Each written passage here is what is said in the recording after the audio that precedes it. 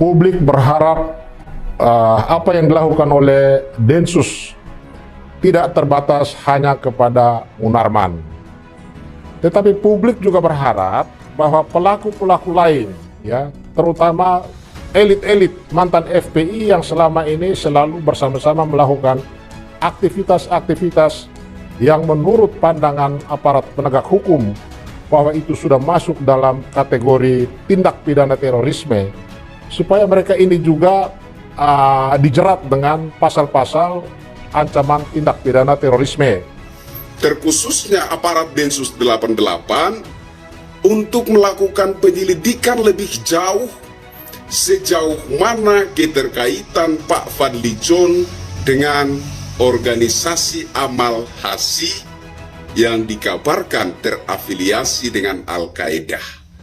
Bravo Densus 88, rakyat ada bersama Densus 88. Maju terus, basmi terorisme di negara kesatuan Republik Indonesia. Pembaiatan saja saudara Munarman ditangkap bisa. Kenapa tidak untuk Fadly John?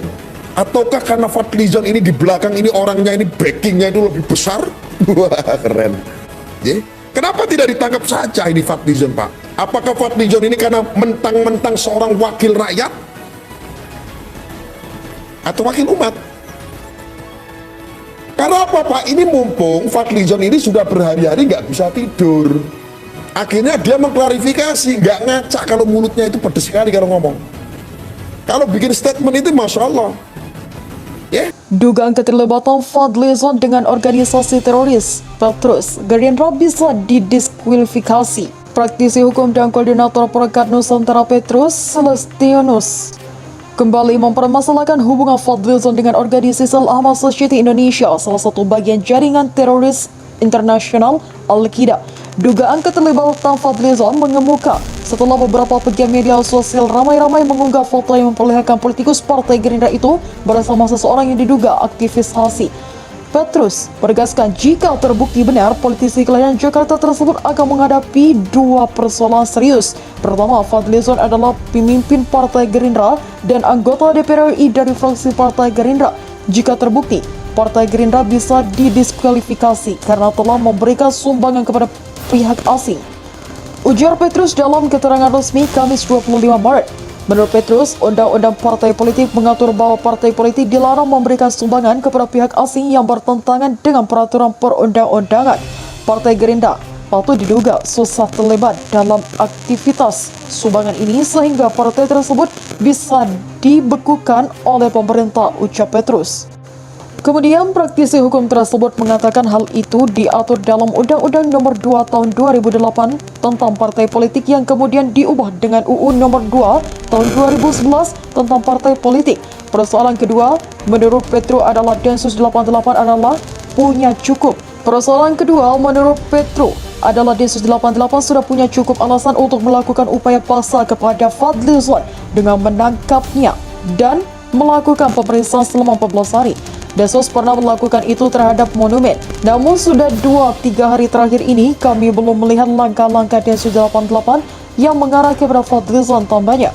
Koordinator Perekat Nusantara tersebut juga berharap cepat atau lambat Densus 88 segera mengambil langkah guna membuktikan isu yang beredar dan juga memosisikan Fadly John bisa mengklarifikasi secara objektif. Mengklarifikasi di media tidak cukup kuat, perlu ada langkah-langkah hukum, tutur Petrus. Densus 88 kian mengerikan, 16 terduga teroris mati kutu, dahsyat. Detasemen Khusus 88 Anti Teror Kepolisian Republik Indonesia berhasil menangkap 16 orang tersangka dugaan tindak pidana terorisme di wilayah Sumatera Barat.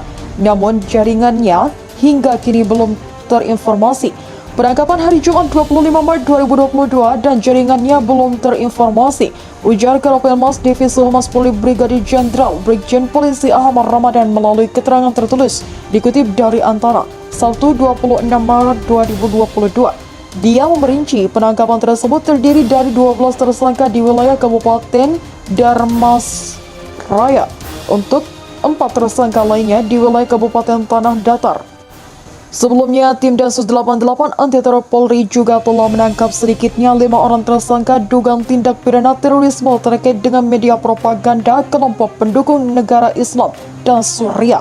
Kelima tersangka berinisial MR, HP, MI, RBS, dan DK ditangkap di sejumlah wilayah pada rentang waktu hingga 9. Kelima tersangka berinisial MR, HP, MI, RBS, dan DK ditangkap di sejumlah wilayah pada rentang waktu 9 hingga 15 Maret 2022. Mereka sebagai pendukung Daulah Islamiyah ISIS. Kepala Bagian Bantuan Operasi Densus 88 Anti Teror Polri Kombes Aswin Sregar mengimbau masyarakat untuk waspada terhadap pergerakan terorisme. Hati-hati dengan konten di media sosial yang mengandung pesan-pesan terorisme, tegas dia. 2 terduga teroris di Sumber ternyata pernah diusir dari kampung. Warga negeri Barulat, Kecamatan Tanjuang Baru, Kabupaten Tanah Datar, diamankan oleh tim Densus 88 Anti Teror Mabes Polri di beberapa tempat berbeda. Hal tersebut dibenarkan Wali Negeri Barulat Mulyadi DT Bandoro Bodi ketika dikonfirmasi harian haluan pada Sabtu 26 Maret 2022. Betul ada penangkapan, ujarnya, namun ia tidak menyebut jumlah pastinya karena tidak sedang berada kampung. Masyarakat yang menyebut 3, 4, dan 5 saya tidak bisa memastikan karena posisi saat ini di Padang, tidak ada di kampung sebutnya.